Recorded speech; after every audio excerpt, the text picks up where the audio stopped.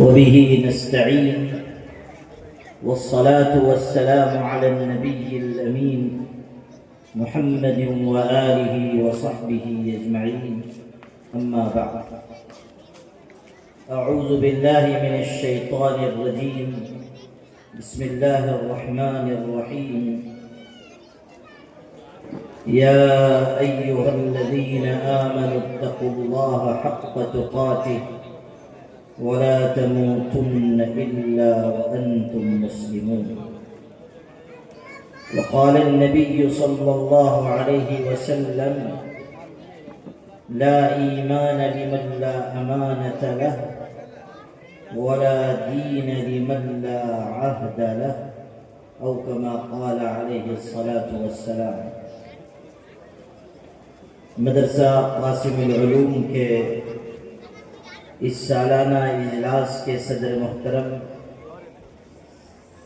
محترم المقام قاری صادق صاحب زیدہ مجدہم، اسٹیج پر رونق افروز معزز علماء کرام اور آپ تمام قابل احترام بھائیوں، بزرگوں اور عزیز طالب علم دوستوں،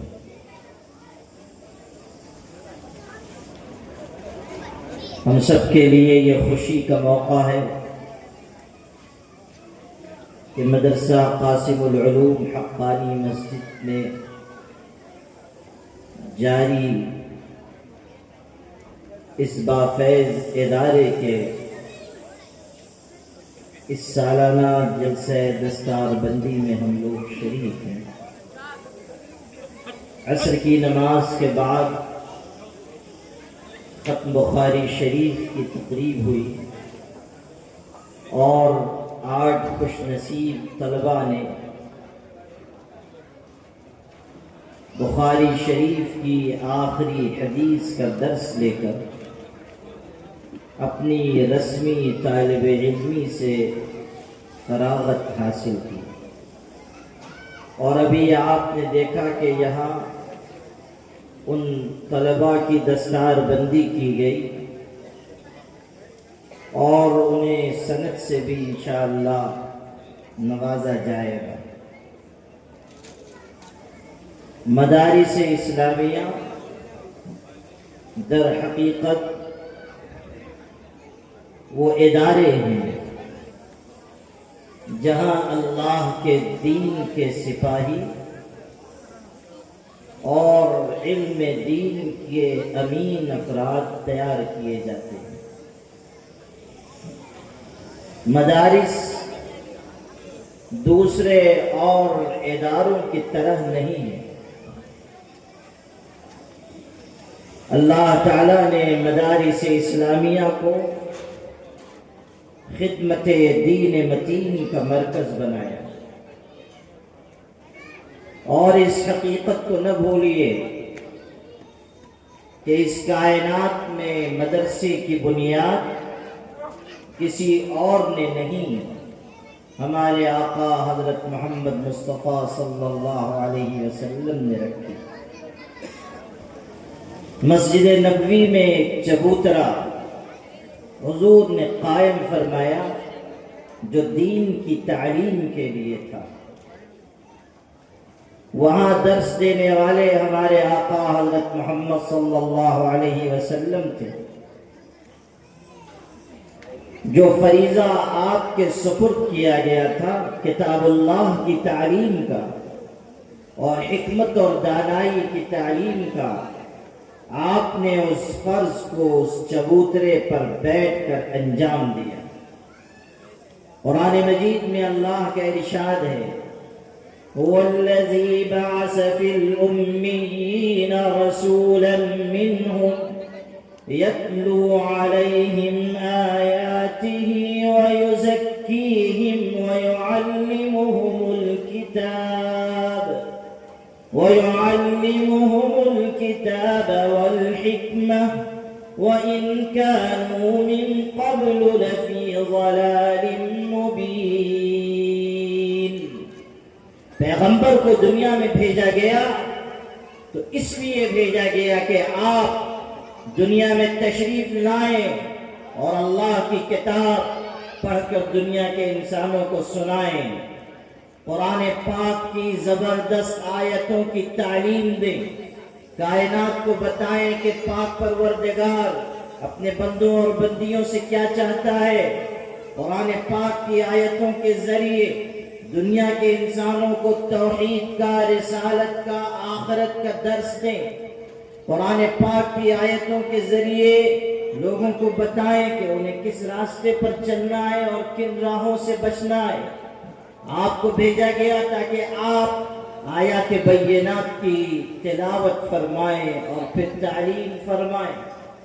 اسی کا بیان اس آیت میں کیا گیا، هو الذي بعث في الأميين رسولا منهم يتلو عليهم آياته۔ اللہ کے پاک قرآن کی آیتوں کو پڑھ کر سنائیں اور ان آیات کے ذریعے ساری دنیا کے انسانوں کو نصیحت اور ہدایت کا درس دیں۔ اور آپ نے کتاب اللہ کی آیتوں کو پڑھ کر دنیا کے انسانوں کو سنایا، اور اس طرح سنایا کہ لوگوں کے دل اس پاک کلام کے آگے جھک گئے۔ آپ پڑھیے قرآن پاک میں، وَإِذَا سَمِعُوا مَا أُنزِلَ إِلَى الرَّسُولِ تَرَىٰ أَعْيُنَهُمْ تَفِيضُ مِنَ الدَّمْعِ مِمَّا عَرَفُوا مِنَ الْحَقِّ۔ یہ قرآن پاک کی آیتیں بتا رہی ہیں کہ جب قرآن پاک کی آیتیں پڑھ کر سنائی گئی تو لوگوں کی آنکھوں سے آنسو جاری ہو گئے۔ یہ قرآن اللہ کا وہ زبردست کلام ہے جو انسان کے کانوں کے راستے سے اس کے دل میں اترتا ہے اور انسان کی زندگی کو تبدیل کرتا ہے۔ پیر کے ناخن سے لے کے پیشانی کے بالوں تک انسانوں کو تبدیل کرنے والی اگر کوئی کتاب ہے وہ قرآن پاک ہے۔ اگر مکارم اخلاق، شمائل اور بہترین طرز زندگی کی تعلیم کہیں ہے وہ قرآن پاک ہے۔ اسی لیے مدارس اسلامیہ میں سب سے زیادہ زور کتاب اللہ کی تعلیم پر۔ یہ جو ہمارے بچے مدارس سے فارغ ہوتے ہیں وہ قرآنی علم اپنے سینے میں بسا کر جاتے ہیں، قرآن پاک کی تفسیر پڑھتے ہیں، قرآن پاک کا ترجمہ پڑھتے ہیں، قرآن مجید کے معانی اور مفاہیم پڑھتے ہیں، قرآن مجید میں جو درس نصیحت ہے، درس ہدایت ہے، اس کے ذریعے اپنے سینوں کو منور کرتے ہیں اور پھر سماج اور معاشرے میں جاتے ہیں تاکہ قرآن پاک کی اس امانت کو دوسروں تک منتقل کریں۔ اللہ کا یہ پاک قرآن ایسا زبردست کلام ہے جو انسانی دلوں پر اثر انداز ہوتا ہے۔ اسی لیے اللہ تعالیٰ نے یہ بات ارشاد فرمائی، فَلَا أُقْسِمُ بِمَا تُبْصِرُونَ وَمَا لَا تُبْصِرُونَ إِنَّهُ لَقَوْلُ رَسُولٍ كَرِيمٍ۔ قسم کھا کر قرآن کا تعارف کرایا گیا کہ جن چیزوں کو تم دیکھتے ہو ان کی بھی قسم، اور جن چیزوں کو تم نہیں دیکھتے ہو ان کی بھی قسم۔ یہ قرآن ایک زبردست قاصد کا لایا ہوا کلام ہے، اور یہ کسی شاعر کی شاعری نہیں، کسی ساحر کی ساحری نہیں، یہ کسی کاہن کی کہانت نہیں، یہ کسی مصنف کی تصنیف نہیں، یہ کسی بشر کا پیش کیا ہوا کلام نہیں، یہ کسی انسان کا بنایا ہوا کلام نہیں، یہ اللہ کا اتارا ہوا کلام ہے۔ تنزیل من رب العالمین، تمام جہانوں کے پروردگار کی طرف سے یہ قرآن اتارا گیا، اور اس لیے اتارا گیا تاکہ یہ حقائق کو کھول کھول کر بیان کر دے۔ قرآن اس لیے آیا تاکہ شرک کی نجاست ساری دنیا کے انسانوں کے سامنے واضح کر دی جائے اور بتا دیا جائے کہ ساری کائنات کو چلانے والا، بنانے والا اور سارے انتظام کائنات کو اپنے دست قدرت میں رکھنے والا تنہا اللہ ہے۔ طاقت و قوت و قدرت کا مالک اللہ ہے، تمام اختیار و اقتدار کا مالک اللہ ہے، عزت و ذلت کے پیمانے اس کے قبضے قدرت میں۔ ساری کائنات سوتی ہے مگر وہ جاگتا رہتا ہے، ساری دنیا پر زوال ہے مگر اس کی ذات لازوال ہے، ساری دنیا کے انسان اور جاندار فانی ہے اور اللہ باقی ہے۔ اللہ کی طاقت، قدرت، اس کی اختیارات کی وسعت یہ قرآن بیان کرتا ہے اور دعوت دیتا ہے وَإِلَٰهُكُمْ إِلَٰهٌ وَاحِدٌ لَا إِلَٰهَ إِلَّا هُوَ الرَّحْمَٰنُ الرَّحِيمُ۔ تمہارا پروردگار بس ایک ہے، اس کے علاوہ عبادت کے لائق کوئی نہیں۔ رحمت اس کی ذات میں ہے، مرحمت اس کی ذات میں ہے، عطا و بخشش اس کی ذات میں ہے۔ نوازنے والا تنہا وہی اللہ ہے۔ ہاتھ پھیلانا ہے اسی اللہ کے آگے ہاتھ پھیلاؤ، مانگنا ہے اسی سے مانگو، سوال کرنا ہے اسی سے سوال کرو، پیشانی رگڑنی ہے اسی کے آگے پیشانی رگڑو۔ ساری کائنات کے معبودان باطل کا انکار کرو اور ایک اللہ کا اقرار کرو۔ آؤ اور اللہ کی توحید کو تسلیم کرو۔ ارشاد ہوا یا ایھا الناس اعبدوا ربکم الذی خلقکم والذین من قبلکم لعلکم تتقون۔ اے دنیا کے انسانوں، اپنے اس پروردگار کی عبادت کرو جس نے تم کو پیدا کیا اور تم سے پہلے کے انسانوں کو بھی اسی نے پیدا کیا۔ پیدا کرنے والی ذات اللہ کی ہے، خالق اور مالک اللہ ہے، جان ڈالنے والا اللہ ہے، انسانوں کو زندگی بخشنے والا اللہ ہے، اور زندگی کے بعد موت دینے والا اللہ ہے، اور موت کے بعد دوبارہ جلانے والا اور زندہ کرنے والا بھی اللہ ہے۔ اللہ تعالیٰ نے موت و حیات، عزت و ذلت سب اپنے پاس رکھی ہے۔ تبارک الذی بیدہ الملک وهو على كل شيء قدير الذي خلق الموت والحياة ليبلوكم أيكم أحسن عملا وهو العزيز الغفور۔ بابرکت ہے وہ اللہ جس کے قبضہ قدرت میں تمام بادشاہت ہے، ملکیت بھی اس کی ہے، بادشاہت بھی اس کی ہے، مالک بھی وہی ہے، ملک بھی وہی ہے، اور موت اور زندگی کا خالق وہی ہے۔ لیبلوکم ایکم احسن عملا۔ اور زندگی اور موت کا یہ نظام اس لیے نہیں ہے کہ یہ کوئی کھیل تماشا ہے، کوئی افسانہ ہے، کوئی کہانی ہے، کوئی قصہ ہے۔ کائنات یوں ہی نہیں پیدا کی گئی۔ ارشاد ہو رہا ہے لیبلوکم ایکم احسن عملا، جانچ کی جا رہی ہے، امتحان لیا جا رہا ہے، آزمائش ہو رہی ہے کہ کس راستے پر تم چلتے ہو۔ دنیا کا ہر انسان امتحان کے مرحلے سے گزر رہا ہے۔ اللہ نے دنیا میں بھیجا تو ایک مہلت دے کر بھیجا، فرصت عمر دے کر بھیجا۔ اللہ تعالیٰ نے دنیا میں بھیجا ہے تو جانچنے کے لیے، امتحان کے مرحلے سے گزارنے کے لیے، اور ہر انسان امتحان کے مرحلے سے گزر رہا ہے اور اللہ دیکھ رہا ہے کون کیسا عمل کرتا ہے۔ حدیث پاک میں، بخاری میں بھی ہے، مسلم میں بھی ہے، اکثر کتب حدیث میں نبی کریم صلی اللہ علیہ وسلم ارشاد فرما رہے ہیں انما الدنیا حلوة خضرة وان اللہ مستخلفکم فیہا فینظر کیف تعملون الا فاتقوا الدنیا واتقوا النساء فإن أول فتنة بني إسرائيل كانت في النساء۔ حضور ارشاد فرما رہے ہیں کہ یہ دنیا میٹھی ہے، سرسبز و شاداب ہے، تر و تازہ ہے، رونق و زینت والی ہے۔ دنیا کے تماشے تم کو اپنی طرف بلا رہے ہیں، دنیا کے مال و دولت اور دنیا کی ہوسناکیاں تم کو اپنی طرف کھینچ رہی ہیں۔ دنیا میں بے حیائی کے پھندے لگے ہوئے ہیں، دنیا میں معصیت اور نافرمانی کے جال بچھے ہوئے ہیں۔ اللہ تعالیٰ نے تم کو دنیا میں بھیجا ہے وَإِنَّ اللَّهَ مُسْتَخْلِفَكُمْ فِيهَا فَيَنْظُرَ كَيْفَ تَعْمَلُونَ۔ اللہ نے دنیا میں تم کو بھیجا تاکہ وہ دیکھے کہ کون کیسا عمل کرتا ہے۔ اللہ دیکھ رہا ہے کون کس راستے پر چل رہا ہے، کون گناہ کرتا ہے، کون طاعت کی طرف لپکتا ہے، کون ایمان کی طرف آ رہا ہے، کون کفر کی طرف جا رہا ہے، کون منافقت کی راہ اختیار کر رہا ہے، کون سچا ہے، کون جھوٹا ہے، کون طیب ہے، کون خبیث ہے، کون ہے جو مالک و مولا کی رضامندی حاصل کرنا چاہتا ہے، اور کون ہے جو فانی لذتوں پر مر رہا ہے، جو گناہ اور معصیت کی لذتوں میں کھویا ہوا ہے۔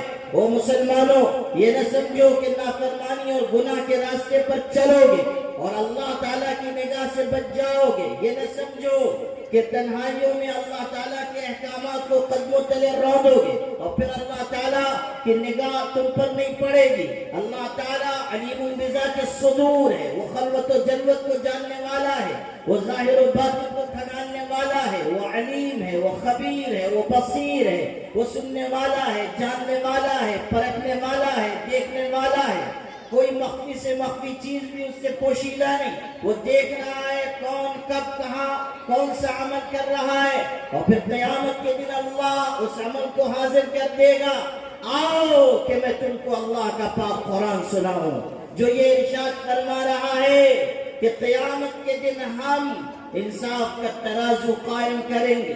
وَنَزَعُ الْمَوَازِينَ الْقِسْطَ لِيَوْمِ الْقِيَامَةِ فلا تظلم نفس شيئا وإن كان مثقال حبة من خردل أتينا بها وكفى بنا حاسبين۔ ارشاد ہوا کہ قیامت کے دن ہم انصاف کے ترازو قائم کریں گے، اور اگر رائی کے دانے کے برابر بھی کوئی عمل ہے اس کو لے آئیں گے اور ہم حساب کرنے کے لیے کافی ہیں۔ سورہ لقمان میں حضرت لقمان اپنے بیٹے کو نصیحت کر رہے ہیں، ارشاد فرماتے ہیں یا بنی انها ان تک مثقال حبة من خردل فتكن في صخرة او في السماوات او في الارض يأت بها اللہ، کہ اے میرے بیٹے اگر تو رائی کے دانے کے برابر کوئی گناہ کرے گا، زمین آسمان میں کہیں بھی چھپ کر کرے گا، کسی چٹان میں گھس کر کرے گا، سن لے، یاد رکھ لے کہ قیامت کے دن اللہ اس عمل کو لے آئے گا، اللہ تعالیٰ اس برائی کو حاضر کر دے گا، اللہ تعالیٰ اس گناہ کو تیری نگاہ کے سامنے پیش کر دے گا، گواہ قائم کر دیے جائیں گے، زمین کے ٹکڑے گواہ ہوں گے، اور وہ اللہ کی بارگاہ میں کہیں گے کہ فلاں شخص نے مجھ پر ایسا ایسا غلیظ اور گندا کام کیا۔ اللہ تعالیٰ نام اعمال کو گواہ بنا کر پیش کرے گا، نام اعمال گواہی دیں گے کہ اس نے یہ عمل کیا۔ جن فرشتوں نے گناہ کرتے ہوئے دیکھا وہ آئیں گے اور گواہی دیں گے کہ اس نے یہ عمل کیا، یہاں تک کہ انسان کے جسم کے حصے پکاریں گے کہ اللہ اس انسان نے مجھ کو استعمال کر کے ایسا گناہ کا کام کیا۔ قرآن پاک میں اس کا تذکرہ ہے، اليوم نختم على افواههم وتكلمنا ايديهم وتشهد ارجلهم بما كانوا يكسبون۔ ارشاد ہوا کہ آج ہم زبانوں پر مہر لگا دیں گے اور ہاتھ پیر سے گفتگو کریں گے، ہاتھ پیر بتائیں گے کہ دنیا میں انسان نے کیا کچھ کمایا ہے۔ اللہ کے بندو، اللہ کے عذاب سے ڈرو، آخرت کی پکڑ سے ڈرو، قرآن پاک کی آیتوں کو پڑھو، آخرت کی فکر اپنے اندر پیدا کرو، سمجھ لو کہ اللہ تعالیٰ کی نگاہ سے کوئی عمل چھپا ہوا نہیں۔ آج کتنے ہمارے نوجوان ہیں جو تنہائیوں میں گناہ کر رہے ہیں اور یہ سمجھتے ہیں کہ کوئی دیکھنے والا نہیں، حالانکہ اللہ دیکھ رہا ہے، اور خلوتوں کے ان گناہوں کی وجہ سے قیامت کے دن ان کو جہنم کی آگ میں ڈالا جائے گا۔ حضور نبی کریم صلی اللہ علیہ وسلم نے فرمایا، میں اپنی امت کے ان افراد کو اچھی طرح جانتا ہوں، پہچانتا ہوں جو قیامت کے دن تہامہ پہاڑیوں کے برابر نیکیاں لے کر آئیں گے، لیکن ان کو منہ کے بل جہنم کی آگ میں ڈالا جائے گا۔ صحابہ نے کہا اللہ کے رسول، تہامہ پہاڑیوں کے برابر نیکیاں لے کر آنے والے کیوں کر جہنم میں ڈالے جائیں گے؟ آپ نے فرمایا وہ نماز پڑھنے والے ہوں گے، عبادت کرنے والے ہوں گے، یأخذون من اللیل کما تأخذون، جس طرح تم تہجد پڑھتے ہو وہ بھی تہجد پڑھنے والے ہوں گے، اس کے باوجود جہنم کی آگ میں ڈالے جائیں گے۔ صحابہ حیران ہیں، اللہ کے رسول کیوں کر ایسا ہوگا؟ تو آپ نے فرمایا اذا خلوا بمحارم اللہ انتہکوها، وہ جہنم کی آگ میں اس لیے ڈالے جائیں گے کہ جب تنہائیوں میں جاتے تھے تو حرام کام کرتے تھے، حرام کام کرنے والے اور تنہائیوں میں اللہ سے نہ ڈرنے والے جہنم کی آگ کا ایندھن بنائے جائیں گے، ان کی نیکیاں ضائع ہو جائیں گے اور ان کے حسنات کھو جائیں گے اور سیئات کا بوجھ ان پر لاد دیا جائے گا۔ قرآن پاک ہمیں آخرت کی فکر دلا رہا ہے، اور حضرت نبی کریم صلی اللہ علیہ وسلم نے قرآن پاک کی آیتوں کے ذریعے پوری امت کو بلکہ پوری انسانیت کو یہی درس دیا کہ آؤ اللہ کی توحید کو اختیار کرو، آؤ اچھے عمل کی راہ پر چلو، آؤ اپنے دلوں کو اللہ تعالیٰ کی اطاعت اور عبادت کے جذبات سے لبریز کرو۔ قرآن پاک صداقت کا پیغام بیان کرتا ہے، امانت اور دیانت کا پیغام دنیا کے انسانوں کے سامنے رکھتا ہے۔ آج یہ جو دنیا میں مختلف جگہوں پر قرآن پاک کو جلایا جاتا ہے، قرآن پاک سے نفرت کا اظہار کیا جاتا ہے، قرآن پاک کو نظر آتش کیا جاتا ہے، آپ نے سمجھا ایسا کیوں ہے؟ کوئی اور کتاب نہیں جلائی جا رہی ہے، صرف قرآن جلایا جا رہا ہے۔ کوئی اور کتاب نظر آتش نہیں کی جاتی، صرف قرآن کے ساتھ یہ وحشیانہ سلوک کیوں کیا جاتا ہے؟ آپ نے کبھی غور کیا کہ لوگ فرانس میں، جاپان میں اور دنیا کے مختلف خطوں میں قرآن پاک ہی کیوں جلاتے ہیں؟ آؤ میں تم کو بتاؤں کہ دنیا میں جتنی کتابیں، چاہے وہ دنیا میں لکھی گئی ہوں یا جن کے بارے میں یہ خیال ہے کہ یہ مذہبی کتابیں ہیں، ان میں قرآن پاک ہی کو یہ امتیاز حاصل ہے کہ وہ حقیقتوں کو بیان کرتا ہے اور ساری دنیا کے بے حیا انسانوں کو اور مال و زر کے پجاریوں کو للکارتا ہے۔ قرآن ہی وہ واحد کتاب ہے جو صاف صاف دنیا کے انسانوں کے سامنے اس بات کا اعلان کرتی ہے کہ لوگوں سن لو، بے حیائی کے جس راستے پر تم چل رہے ہو وہ تباہی کا راستہ ہے۔ قرآن یہ واضح کرتا ہے کہ یہ جو ملینز اور بلینز ڈالر کے تمہارے بے حیائی اور فحاشی اور عریانیت کے کلب آباد ہیں، یہ سب حرام کاری ہے، یہ سب انسانیت کی توہین ہے، یہ سب ہوس پرستی ہے۔ قرآن بیان کرتا ہے کہ دنیا میں برپا سودی نظام ایک دن تباہ ہو جائے۔ قرآن ہے جو یہ اعلان کرتا ہے کہ تم شرک کی جس نجاست کو اختیار کیے ہوئے ہو وہ تم کو جہنم کی آگ تک پہنچائے گی۔ دنیا جس تہذیب پر آج فخر کر رہی ہے، اس تہذیب کا مکروہ چہرہ اگر اپنے شفاف آئینے میں کوئی دکھاتا ہے تو وہ قرآن ہے۔ اسی لیے قرآن پاک کی مخالفت ہے، اسی لیے قرآن پاک کو نظر آتش کیا جاتا ہے، اور ہمارے مدارس کا یہ امتیاز ہے کہ وہ قرآن پاک کی تعلیم کو عام کرتے ہیں اور قرآن پاک کے ذریعے ملنے والے درس کو پھیلاتے ہیں۔ حضور صلی اللہ علیہ وسلم کے لیے بھی یہی فرض منصبی بیان ہوا تھا کہ آپ اللہ کی کتاب کی تعلیم دیں اور آپ اللہ تعالیٰ کی پاک کتاب کی آیتیں پڑھ کر سنائیں۔ اسی کے ذریعے ایمان مضبوط ہوگا، اسی کے ذریعے یقین میں استحکام آئے گا، اسی کے ذریعے انسانوں کے اندر خشیت آئے گی، اسی کے ذریعے انسانوں کے اندر امانت آئے گی، اسی تعلیم کے ذریعے انسان بنیں گے، ورنہ حیوان بن جائیں گے، درندے بن جائیں گے۔ کیا آپ نہیں دیکھ رہے ہیں اس ملک میں کہ کتنے لوگ ہیں جو بظاہر انسان نظر آ رہے ہیں لیکن ان کے اندر ایسی نفرت بھر گئی ہے کہ وہ جنگل کے جانوروں اور درندوں سے بھی زیادہ خونخوار ہو چکے ہیں۔ یہ اس لیے کہ قرآن پاک کی مبارک اور مقدس تعلیم سے وہ محروم ہیں۔ اور دوسری طرف آپ دیکھیے کہ جن لوگوں نے اس پاک قرآن کو سینے سے لگایا، اسے پڑھا، اس کو سمجھا، اسے اپنے دل میں اتارا، اس میں بیان کیے گئے اللہ پر توکل کے درس کو انہوں نے اپنی زندگی میں، اپنے گھر میں، اپنے معاشرے میں داخل کیا، وہ لوگ جنہوں نے قرآن پاک کو اوڑھنا بچھونا بنایا، وہ لوگ جنہوں نے قرآن پاک کی آیتوں پر تدبر تفکر کیا، آج حالت یہ ہے کہ دنیا کی ظالم قوتیں ایک جگہ جمع ہو کر اپنے تمام ساز و سامان اور ہتھیار سے لیس ہو کر ان کو جھکانا چاہتی ہیں مگر ان کو جھکا نہیں پا رہی۔ یہ قرآن پاک کی تعلیمات پر عمل کی برکت ہے۔ آپ دیکھیے کہ کس طرح غزہ کے مسلمانوں نے، فلسطین کے مسلمانوں نے ساری دنیا کو بتایا کہ استقامت کس کو کہتے ہیں۔ ہزاروں ہزار لوگ شہید ہو گئے، مکانات گرا دیے گئے، چھوٹے چھوٹے بچوں کو تہہ تہہ کر دیا گیا، غزہ کو کھنڈر بنا دیا گیا اور ساری ظالم طاقتیں جمع ہو گئیں، یہودیوں کی ذہانت اور عیسائیوں کا سرمایہ اکٹھا ہو گیا، اسرائیل کی پشت پناہی کرنے کے لیے دنیا کے مردود اور ظالم لوگ کھڑے ہو گئے۔ اور نہ جانے کس کس طریقے سے ظالمانہ کارروائیوں میں حصہ ڈالا گیا، لیکن اللہ کے قرآن پر یقین رکھنے والے بڑھتے گئے۔ اللہ تعالیٰ پر یقین کے ساتھ انہوں نے دشواریوں کا، مشکلات کا مقابلہ کیا۔ وہ جانتے تھے کہ حالات آئیں گے، ہمیں آزمایا جائے گا، مگر انہیں یقین تھا کہ بالآخر اللہ ہماری نصرت فرمائے گا اور ہمیں غلبہ عطا کرے گا۔ ان کا یقین تھا قرآن کی اس آیت پر، وَلَا تَهِنُوا وَلَا تَحْزَنُوا وَأَنْتُمُ الْأَعْلَوْنَ إِن كُنتُم مُؤْمِنِينَ۔ مت غم کرو اور مت ڈرو، اپنے اندر کمزوری نہ لاؤ۔ اگر تم سچے مومن ہوگے تو اللہ تمہارے لیے ہی سر بلندی مقدر کرے گا۔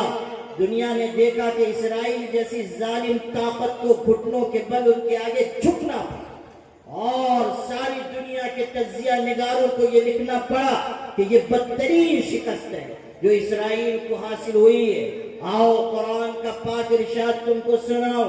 من المؤمنین رجال صدقوا ما عاهدوا الله علیہ فمنهم من قضى نحبه ومنهم من ينتظر وما بدلوا تبدیلا۔ مسلمانوں میں سے جوان مرد وہ ہیں جنہوں نے اللہ سے کیے ہوئے وعدے کو سچ کر دکھایا۔ کچھ وہ ہیں جو اپنی باری پوری کر کے چلے گئے، اور کچھ وہ ہیں جو اپنی باری کا انتظار کر رہے ہیں، اور انہوں نے اللہ سے کیے ہوئے عہد کو کچھ بھی تبدیل نہ کیا۔ اس ملک میں بسنے والے مسلمانوں، ان واقعات میں تمہارے لیے بھی نصیحت ہے۔ آج ملک کے حالات کا یہ تقاضا ہے کہ ہم بھی ایمان کی راہ پر چلیں، یقین کے راستے پر چلیں، اللہ پر توکل کریں، اعتماد علی اللہ کے جوہر کے ساتھ آگے بڑھیں، مساجد کو، مدارس کو، دعوت و تبلیغ کی محنت کو مضبوط بنائیں۔ وقت اور حالات کا تقاضا ہے کہ ہم اللہ تعالیٰ پر یقین رکھتے ہوئے بغیر کسی خوف کے اس ملک میں محبت کے پیغام کو عام کریں، نفرت کو مٹانے کے لیے آگے آئیں، اور مدارس اسلامیہ جن پر یہ الغار ہے، ہم ان مدارس اسلامیہ کے پشت پناہ بن جائیں۔ اس وقت ملک کے حالات ایسے ہیں کہ مساجد کے ساتھ ساتھ مدارس کو نشانہ بنایا جا رہا ہے۔ وقت ترمیمی بل میں ایک بہت بڑا نشانہ مدارس ہے۔ وقت ترمیمی بل کے ذریعے چاہا جا رہا ہے کہ مدارس پر یلغار کر کے ان کے نظام کو تہس نہس کیا جائے۔ سن لیجئے کہ ملت اسلامیہ ہندیہ کی زندگی مدارس اسلامیہ سے جڑی ہوئی ہے۔ مدارس اسلامیہ کا وجود ہی اس ملت کو پانی فراہم کرتا ہے، دین کے مختلف شعبوں کو مضبوطی عطا کرتا ہے۔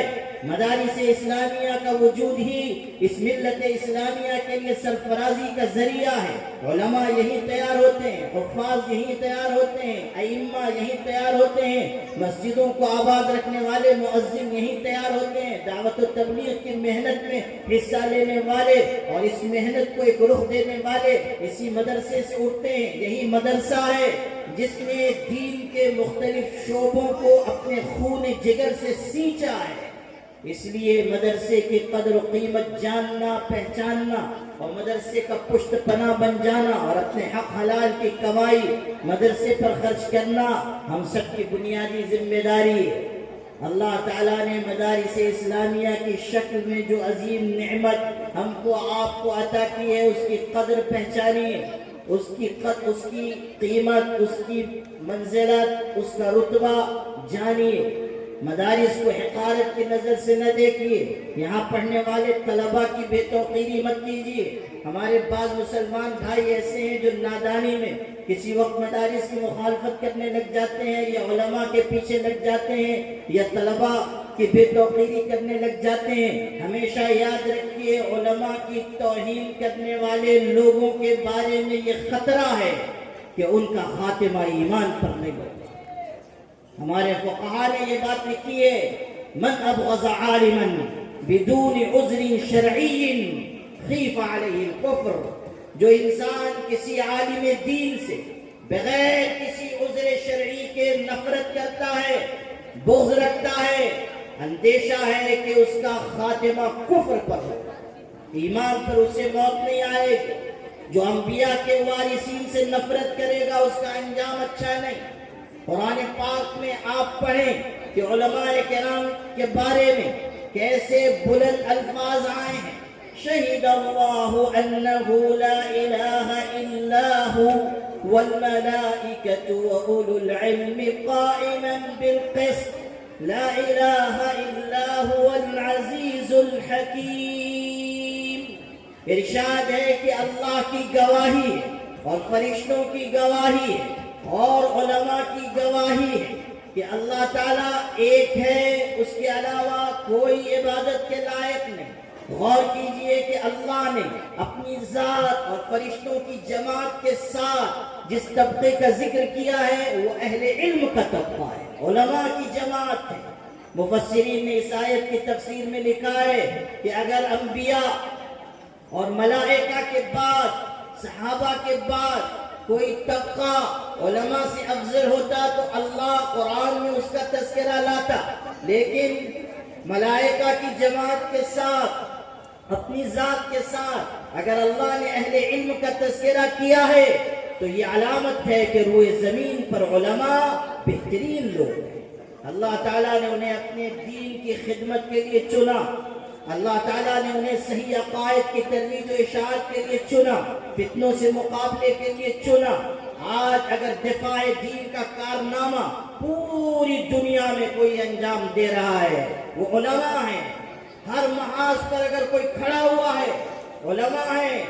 اگر قادیانیت، شکیلیت، بہائیت، گوہر شاہیت، غامدیت اور محمد علی مرزا کے فتنے کا مقابلہ کوئی جماعت کر رہی ہے وہ علماء ہیں۔ چاہے قلم کے ذریعے فتنے پھیلائے جائیں، چاہے زبان کے ذریعے پھیلائے جائیں، چاہے الیکٹرانک میڈیا کے ذریعے، چاہے پرنٹ میڈیا کے ذریعے، چاہے سوشل میڈیا کے ذریعے، چاہے اس ملک میں، چاہے دنیا کے کسی خطے میں، جہاں کہیں بھی اسلام کے عقائد کے خلاف، اسلام کی صاف اور صریح اور واضح تعلیمات کے خلاف کوئی چیز برپا کی جاتی ہے، کسی فتنے کو پانی دیا جاتا ہے، اس کے خلاف سب سے طاقتور آواز اگر کوئی بلند کرتا ہے تو وہ علماء کرام ہیں۔ دین میں تحریف کے خلاف اگر کوئی آواز لگاتا ہے تو وہ علماء ہیں۔ اور اگر ہماری صفوں میں کچھ لوگ ایسے ہیں کہ جو علماء کے کردار پر یا مدارس کے کردار پر انگلی اٹھائیں تو سمجھ لیجئے کہ ان لوگوں نے دین کی عظمت اور اہل علم کی عظمت کو اپنے دل سے نکال دیا ہے اور اس کا انجام اچھا نہیں۔ اس لیے یاد رکھیے مدارس اسلامیہ کو ہمیں قدر منزلت کی نگاہ سے دیکھنا ہے، طالب علموں سے محبت کرنی ہے، علماء کی خدمت کرنی ہے۔ آؤ کہ میں تم کو اللہ کے پاک رسول کا ارشاد سناؤں۔ حضور فرما رہے ہیں کن عالما او متعلما او محبا او مستمعا ولا تكن الخامس فتهلك۔ یا تو عالم بن جاؤ یا طالب علم بن جاؤ یا اہل علم سے محبت رکھنے والے بن جاؤ یا اہل علم کی باتوں کو سننے والے بن جاؤ۔ چار طبقے ہیں، عالم، متعلم، محبت کرنے والا یا اہل علم کی باتوں کو سننے والا۔ یہ چار جماعتیں حضور نے بیان فرمائی، کن عالما او متعلما او محبا او مستمعا۔ ان چار جماعتوں میں سے کسی ایک جماعت میں شامل ہو جاؤ۔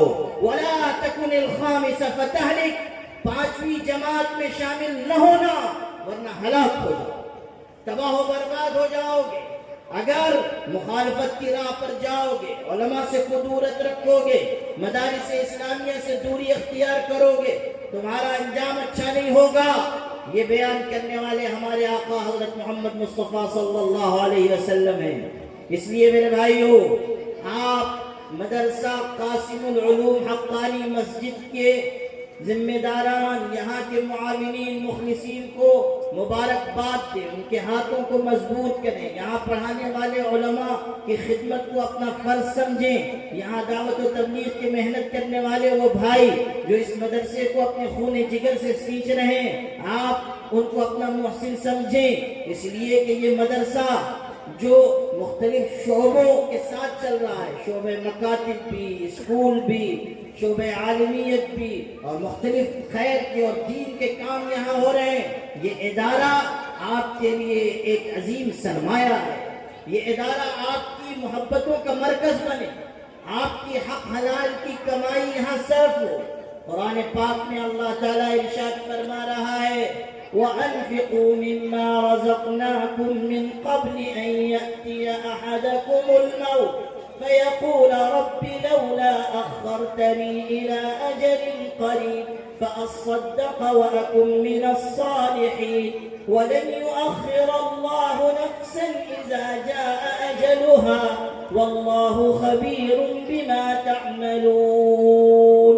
سورہ منافقون کی آخری آیتوں میں اللہ ارشاد فرما رہا ہے کہ اپنے مال میں سے اللہ کی راہ میں خرچ کرو اس سے پہلے کہ تم میں سے کسی پر موت کا وقت آئے اور اس وقت وہ کہنے لگے اللہ تھوڑی سی مہلت دے دے تاکہ میں مال خرچ کروں، نیک انسان بن جاؤں. ارشاد ہوا لن یؤخر اللہ نفسا اذا جاء اجلها. اللہ موت کا وقت آنے کے بعد کسی بھی انسان کو مہلت نہیں دیتا. اگر ملک الموت آ گیا تو پھر اسے دنیا کی کوئی طاقت واپس نہیں لوٹا سکتی. عالم کو اس کا علم، حکیم کو اس کی حکمت، طبیب کو اس کی طبابت، بادشاہ کو اس کی بادشاہت، وزیر کو اس کی وزارت، امیر کو اس کی عمارت موت کے شکنجے سے بچا نہیں سکتی. قرآن میں اعلان ہے اینما تکونوا یدرککم الموت ولو کنتم فی بروج مشیدہ. اگر اونچے اونچے برجوں میں بھی جا کر چھپ جاؤ گے، کسی قلعے میں بھی جا کر روپوش ہو جاؤ گے، کسی غار میں جا کر اپنے آپ کو بچانا چاہو گے، اگر تم زمین کی تہوں اور تاریکیوں میں اتر جاؤ گے یا دریا اور سمندروں کے پانیوں کے بیچ چلے جاؤ گے، تب بھی موت اپنے شکار کو تلاش کر لے.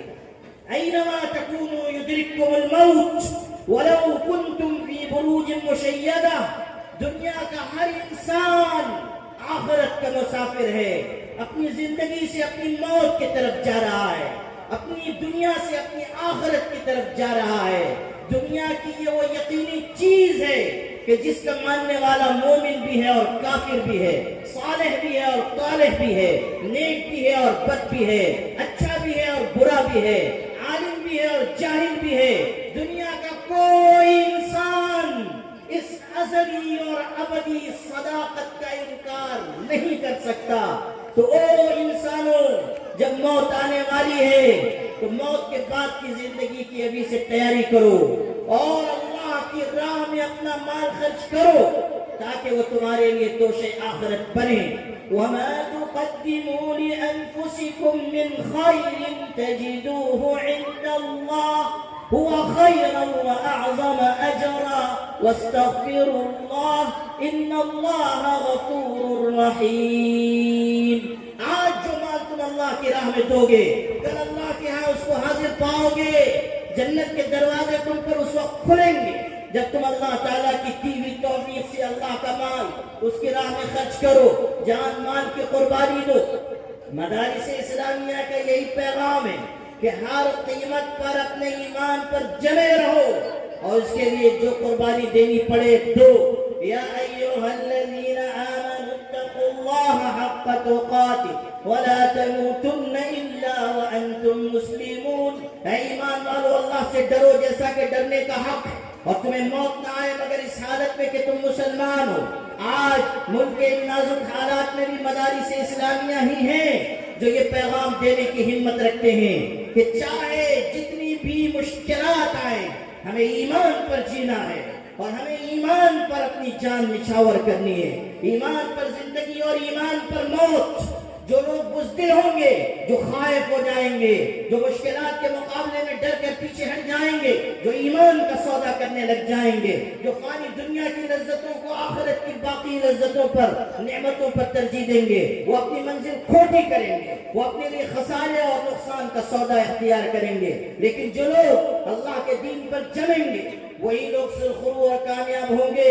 اور یاد رکھیے گا، لوگوں کو ایمان پر جمائے رکھنے میں مدارس کا جو کردار رہا ہے اور آئندہ بھی جو مدارس کا کردار ہوگا اسے کوئی نظر انداز نہیں کر سکتا. کیا آپ بھول گئے کہ ایک زمانہ ایسا آیا کہ روس کے اوپر ملحدوں اور بے دینوں کی حکومت قائم، کمیونزم کا دور آیا، اور 1 سال 2 سال نہیں 10-20 سال نہیں 70 سال سے زیادہ عرصے تک وہاں مذہب کا نام لینا جرم قرار دے دیا گیا، مسجدیں گرا دی گئی، مدرسے ڈھا دیے گئے، علماء کو مارا گیا، قرآن کو جلایا گیا، قرآن پاک کی آیت پڑھنا جرم قرار دے دیا گیا، اذان کا کوئی کلمہ زبان سے نکل نہیں سکتا، ایسا سخت اور تاریک ترین دور آیا، بیوی کو شوہر پر، شوہر کو بیوی پر جاسوس بنا دیا گیا، مفاد پرست ٹولے کو اختیار کر لیا گیا، شاہ کے وفاداروں کی جماعت کھڑی کر دی گئی، مسلمانوں میں سے زمین فروش انسانوں کو ساتھ لیا گیا، اور ایسا وحشیت و بربریت کا ننگا ناچ ناچا گیا جس کی تفصیل کا یہ موقع نہیں، لیکن 70 سال کے بعد جب اس اقتدار کو زوال آیا اور اس کمیونزم کو بے موت مارا گیا اور اللہ تعالیٰ کی بے آواز لاٹھی میں حرکت پیدا ہوئی اور ملحدوں اور بے دینوں کا وہ شان و شوکت مٹائی گئی، تو دنیا یہ سمجھ رہی تھی کہ 70 سال گزر چکے اور کوئی مدرسہ باقی نہیں، کوئی مسجد باقی نہیں، یہاں تو دین کا جاننے والا کوئی نہیں ہوگا، کوئی عالم نہیں، کوئی حافظ نہیں، کوئی قاری قرآن نہیں۔ لیکن جب وہ دور ختم ہوا اور دنیا کے دوسرے خطے کے مسلمان وہاں گئے اور وہاں کے مسلمان دوسرے خطوں میں آئے تو حیرت میں پڑ گئے لوگ کہ ان کے پاس بہترین عالم موجود، بہترین حافظ موجود، بہترین قاری موجود، لوگ حیران ہیں یہ کیسے ہوا؟ تو ان لوگوں نے بتایا کہ مدارس تو ختم ہو گئے، مسجد ختم ہو گئی، مکتب چلا نہیں سکتے، اور کسی بچے کو لے کر اگر بیٹھیں اور اس کو عربی کی تعلیم دینے لگیں تو اس بچے کو بھی مار ڈالا جائے گا، استاذ کو بھی مار ڈالا جائے گا۔ لیکن وہاں کے مدرسے کے پڑھے ہوئے علماء نے اس کا بیڑا اٹھایا کہ ہمیں اپنا علم اگلی نسلوں میں منتقل کرنا ہے، چنانچہ انہوں نے یہ تدبیر کی کہ رات کی تاریکی میں فرضی جنازہ بناتے تھے، فرضی جنازے میں کوئی مردہ نہیں ہے، اور قبرستان گئے اور قبر میں چھوٹے بچوں کو اتار دیا اور حافظ قرآن کو بھی اتار دیا اور اس کے اوپر پٹرے لگا دیے اور اندر موم بتی جلا کر وہ حافظ قرآن ان بچوں کو تعلیم دے رہا ہے، کوئی عالم ہے جو قبر کے اندر درس دے رہا ہے، بچوں کو پڑھا رہا ہے، اگر سپاہی آنے لگ جاتے تھے، پولیس آنے لگ جاتی تھی، وہ مٹی ڈالنے لگ جاتے تھے تاکہ یہ اندازہ ہو کہ مردے کو دفنایا جا رہا ہے۔ اس طرح وہاں کے علماء نے علم اگلی نسلوں میں منتقل کیا اور دنیا کو بتا دیا کہ مشکل ترین حالات میں بھی مدرسے کے لوگ ہوں گے جو اللہ کے دین کی شمع کو روشن رکھیں۔ یہ بتایا کہ ہمارا ایک کردار ہے، ہمیں ایک ذمہ داری دی گئی ہے، اللہ تعالیٰ نے یہ کام مدارس اور اہل مدارس سے لیا، اور آج بھی اس ملک کے ان مشکل حالات میں مدرسے کے لوگ اللہ تعالیٰ کی توفیق سے مشکل حالات میں ملت اسلامیہ کی رہنمائی کر رہے ہیں اور انشاءاللہ کرتے رہیں گے۔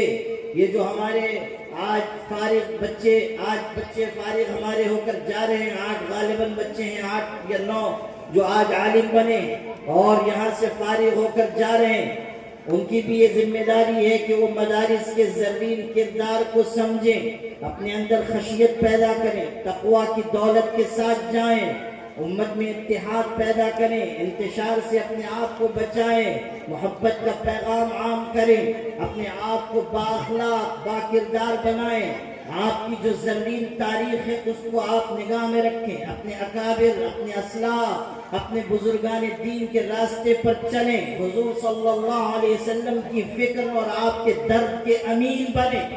اگر آج آپ کو وارث الانبیاء کہا جا رہا ہے تو آپ اس وقت تک سچے وارث الانبیاء نہیں بن سکتے جب تک کہ آپ کا دل امت کے درد سے معمور نہ ہو جائے، جب تک آپ کے اندر تڑپ نہ پیدا ہو، آپ کے اندر فکر نہ پیدا ہو، آپ کے اندر راتوں کی تنہائی میں اٹھ کر رونے کا جذبہ نہ آئے۔ میرے عزیز بچوں، جاؤ اللہ کے دین کی امانت لے کر دنیا کے انسانوں تک پہنچو، انہیں بتاؤ کہ اخلاق کیا ہے، کردار کیا ہے، انسانیت کیا ہے، شرافت کیا ہے، بتاؤ ملت کو کہ جو بے حیائی کا راستہ اختیار کیا جا رہا ہے بالآخر وہ مصیبت لے کر آئے گا۔ بچیوں اور لڑکیوں میں جو ارتداد کی لہر چل پڑی ہے اس کے مقابلے کے لیے کمر بستہ ہو جاؤ. جو ذہنی فکری الحاد آ رہا ہے اس کے توڑ کے لیے تیار ہو کر جاؤ. تحریر کے ذریعے، تقریر کے ذریعے لوگوں تک پہنچ کر نجی مجلسوں میں جیسے بھی ہو سکے اللہ کے دین کی نشر و اشاعت کرو. مدارس اسلامیہ کی تعلیم کی کامیابی کا راز یہی ہے کہ یہاں چراغ سے چراغ جلتا ہے، یہاں تسلسل قائم ہے، ایک نسل سے دوسری نسل میں خدمت کا جذبہ منتقل کیا جاتا ہے. اس لیے عزیزو، اللہ کے دین کی مشعل ہاتھ میں تھام کر آگے بڑھو اور اللہ کے دین کی روشنی دنیا کے انسانوں تک پہنچاؤ. انسانیت سے سکتی انسانیت کو اس کے زخم کا مرہم، اس کے درد کی دوا فراہم کرو اور دنیا کے انسانوں کو بتاؤ کہ ہم ہیں محبت کو عام کرنے والے، نفرت کو مٹانے والے، ہم ہیں اس ملک کو جوڑ کر رکھنے والے، ہم ہیں اس ملک کو صحیح سمت عطا کرنے والے. قرآن میں اللہ نے اعلان فرمایا وَاعْتَصِمُوا بِحَبْلِ اللَّهِ جَمِيعًا وَلَا تَفَرَّقُوا. اللہ کی رسی کو مضبوطی سے تھامو اور فرقوں میں تقسیم نہ ہو جاؤ. آپ کی دعوت اتحاد کی دعوت ہے اور آپ مکارم اخلاق کے ساتھ لوگوں کے دلوں کو فتح کریں. وہ ادائے دل بری ہو کہ نوائے عاشقانہ، جو دلوں کو فتح کر لے وہی فاتح زمانہ. میں اس مدرسے کے اساتذہ کو، یہاں کے معلمین کو، یہاں کے منتظمین کو، جناب مولانا سعد قاسمی صاحب محتمم مدرسہ اور ان کے تمام رفقا کو اور عزیز فارغ ہونے والے طلباء کو مبارکباد پیش کرتا ہوں اور دعا کرتا ہوں کہ اللہ تعالیٰ اس ادارے کو مزید بافیض بنائے اور اللہ تعالیٰ اس کی قدر و قیمت پہچاننے کی اور اس کی خدمت کرنے کی اس پورے علاقے کے لوگوں کو توفیق مرحمت فرمائے. وآخر دعوانا ان الحمد للہ رب العالمین. گرامی قدر سامعین، یہ تھے ہم سب کے مقتدی و رہنما حضرت مولانا عمر محفوظ صاحب دامت برکاتہم العالیہ. حضور والا کی گفتگو کیا تھی، بس اتنا سمجھیے کہ بلبل چہک رہی تھی ریاض رسول میں.